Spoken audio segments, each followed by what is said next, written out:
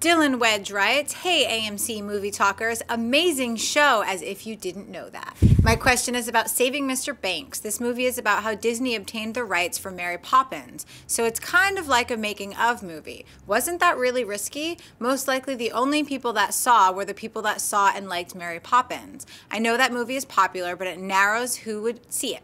Also, are there any movies you would like to see a making-of movie for?"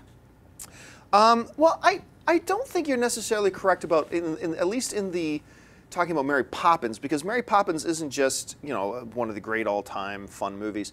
It's iconic and kind of synonymous with our culture as a whole. Everybody knows of Mary Poppins, even if not everybody has seen Mary Poppins.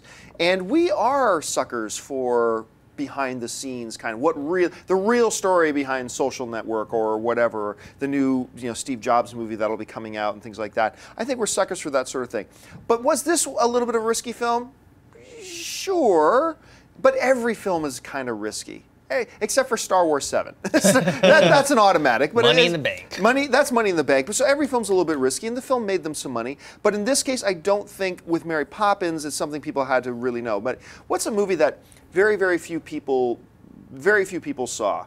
Like, I don't know, let's say, I'm trying to think. So what was that Kevin Costner film that was out about a month ago? 3 Days to Kill. 3 Days to Kill. Okay, so if that movie wasn't a big success at the box office. Wasn't very good either. Right, so if in about 20 years they decide to make the untold story of 3 Days to Kill, yeah, then I don't think a lot of people are going to rush out to see it. But I think in general, we like making of stories as long as we know what they're talking about, in this case Mary Poppins, even if people hadn't seen it. But I do know a lot of people who saw it who never saw Mary Poppins yet. Anyway, Schnepp, what do you think? If there's some story if there's drama behind the scenes, if there's something that the making of was just as interesting as the final product, the Banks film was interesting because there was they had this added drama to the writer of Mary Poppins not wanting to sell the property. Yeah. And Disney had to for years kind of get her in, feeling like she's there. We're not going to do anything weird. There's not going to be any musicals. There's musicals. You know, so had to slowly get this person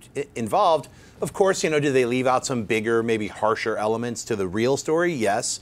You know, is it coated over a little bit to make it a little smoother? Yes, but overall, they touched on a lot of parts of reality, what had to happen to make the movie become a reality. So, you know, I don't think there's anything wrong with that. I think, you know, but you need to find something that has a little bit of drama or a little bit of, you know, tension. It can't just be then everybody agreed and we made the film. Everything was great. You know, that's 90 minutes of that. You know, there has to be some kind of obstacles. Obstacles, and you know, I'm doing this documentary about the Superman Lives movie. And there's tension, there's drama, there's a lot of obstacles, if you want to call them that.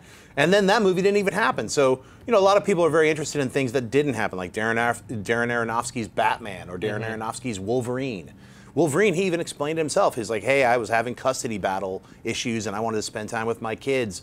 Real life took over. I would have loved to have made the Wolverine, but I wanted to spend time with my kids. That's real life. Those are choices. I invested a year of my life into working on this film, and at the last minute was no, I'm doing this because this is my real life, and that's just a movie. So, I mean, those things are common. So, Des? I would love to see a behind-the-scenes movie about Rocky. Oh. Because, you know, the whole deal with Sylvester Stallone, he wrote the script, but he didn't want to sell it because he wanted to take over as the lead role. They wanted Robert Redford and a few other people, and he finally, you know, convinced them. You know, he was unknown at that time, and that movie, I think, cost a little over $1 million to make, made over 200 worldwide, and it won 3 Oscars, including Best Picture. So safe profit margin there. Exactly, and you know, he became a huge star off of it. I mean, that made his career. So I'd love to learn more about that. All right, what's next?